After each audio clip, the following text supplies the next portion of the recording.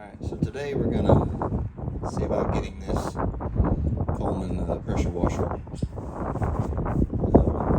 back online. It hadn't been used in probably 2 or 3 years and has some old gas in it. We're gonna try to clean the carburetor out and turn it over and see if we can get it to run. A couple of drain pans here to catch in. What I'm gonna do is tilt this up on the tire, put that under the tire. We're gonna try to flush this carburetor bowl here and try to catch as much as I can. Swinson in a small crescent wrench to be able to manipulate some bolts and things. First thing I want to do is find the lever to actually shut the gas off so that I have no more coming from the tank. Alright, so I don't know if you can, it's kind of hard to see, but it's a little imprint is embossed on the plastic. So we're going to turn the gas to the, see where it says all on. So in it, I don't know if you can hardly see it. On is to the right. So I already had it off. We're going to turn the gas to the off. That way we don't get any more leaking in from the tank.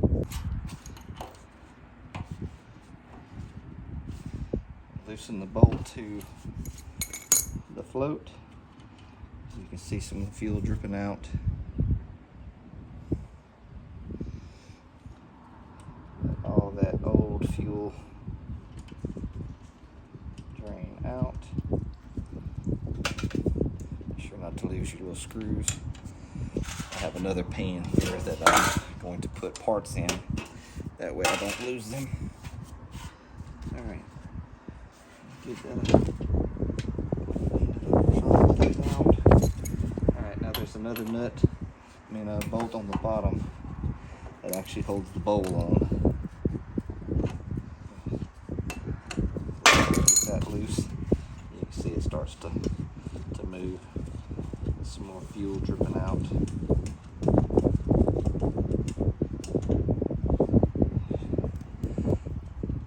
Another bolt for us to put in our pan.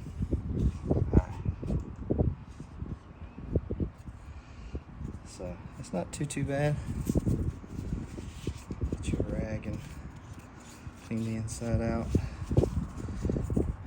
Put that in my pan. You gotta have this float here to take it out. You gotta pull this pin. So try to use 2 hands here.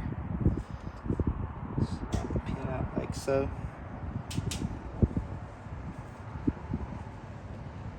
Slowly pull your float out because it has this little needle with a spring. That is the needle valve. That is what lets fuel come into the bowl.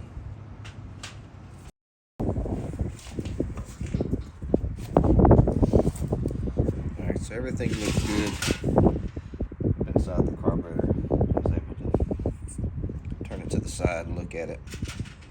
So normally if you get done with it, you know you're not going to use it for a while, it's a good idea to turn the gas off and let it continue to run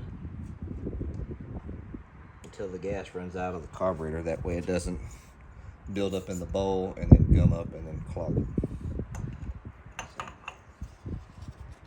Alright, so we're going to put it back together now. Put our screw back in.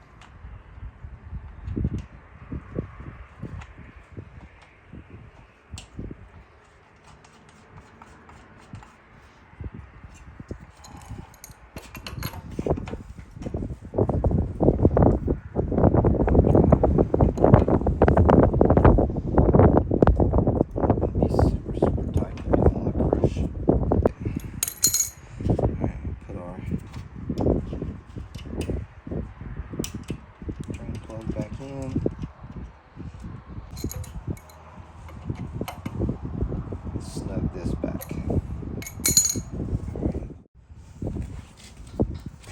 Also on the other side, I had to turn the unit around so you can see there's another oil check port.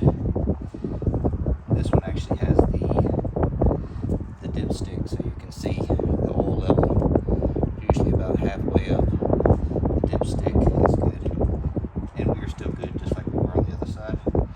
It's just one side has the dipstick tube and the other one doesn't. Try this.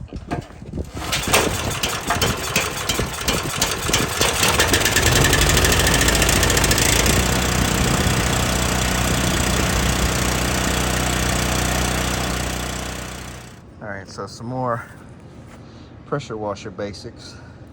What I do, I haven't used it in a while. What I'll do is just take some WD-40 or your choice of lubricant, spray a little bit on the connections, make sure that all the bearings are going to engage properly, because high pressure hose, you really don't want that to be popping off while this thing is running. And so the hose, I'll do the same thing. I'll douse it a little bit. If I can do this with one hand, and spin the connections to break them loose. And they sit up with water and condensation, stuff gets on it. It's supposed.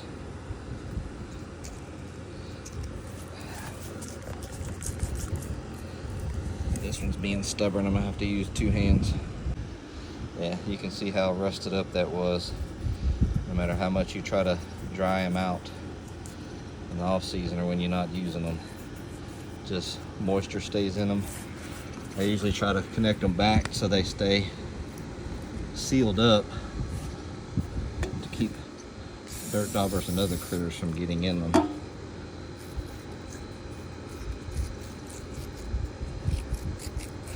So anyways, just oil your connections, work them back and forth. The same is going to be for the wand that your high pressure tip will go in.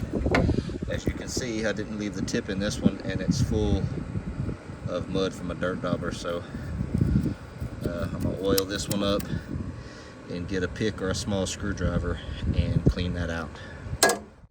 So this is a pretty good little pick. It comes in, I think, a 2 or 3 pack.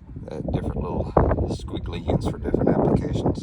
Picked it up for pretty cheap at Harbor Freight, but that's what I'll use to clean the tips out here.